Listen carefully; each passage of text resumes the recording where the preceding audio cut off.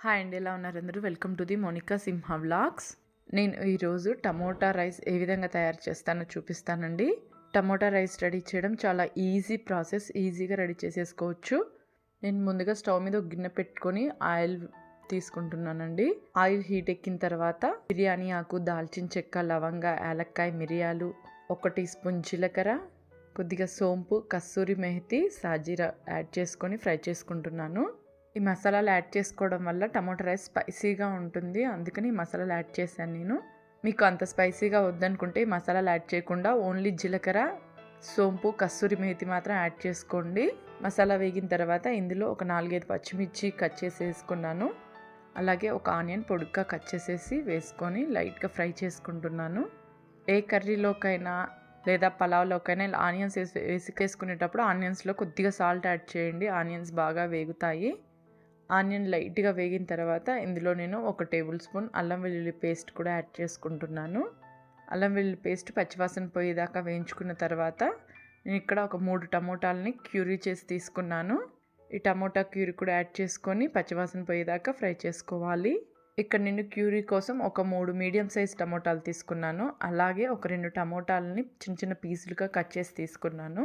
Curie పచ్చివాసన పోయేదాకా వేయించుకున్న తర్వాత కట్ చేసుకున్న టమోటాలు కూడా వేసి వేయించుకుంటున్నాను. టమోటాస్ లైట్గా వేగిన తర్వాత ఇందులో కొద్దిగా పసుపు యాడ్ చేసుకోవాలి. నాకు ఇక్కడ టమోటాలు వేగిపోయాయి, నేను ఇక్కడ లైట్గా కొద్దిగా పసుపు యాడ్ చేసుకుంటున్నాను. అలాగే కారము, ఉప్పు వేసుకొని ఫ్రై చేసుకుంటున్నాను. ఇప్పుడు యాడ్ చేయడం వల్ల ఏంటంటే పచ్చివాసన పోతుంది ఇలా ఫ్రై చేసుకోవడం వల్ల.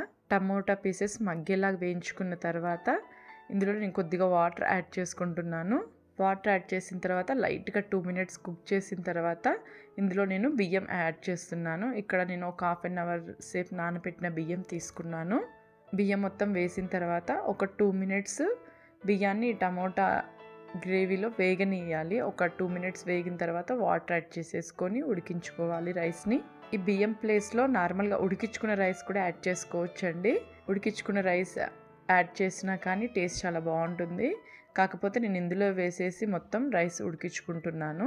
ఈ బియ్యంలో వాటర్ పోసిన తర్వాత మీడియంలో ఉడికించుకోవాలండి. ఈ టమోటా రైస్ని మీడియంలో ఉడికించుకుంటే ఏంటంటే అన్నానికి టమోటా పేస్ట్ అంతా బాగా పట్టి టేస్ట్ చాలా బాగుంటుంది.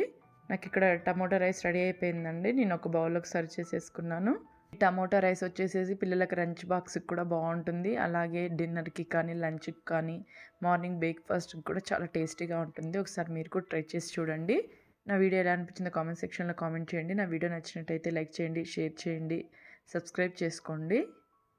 థ్యాంక్ యూ వెరీ మచ్ అండి.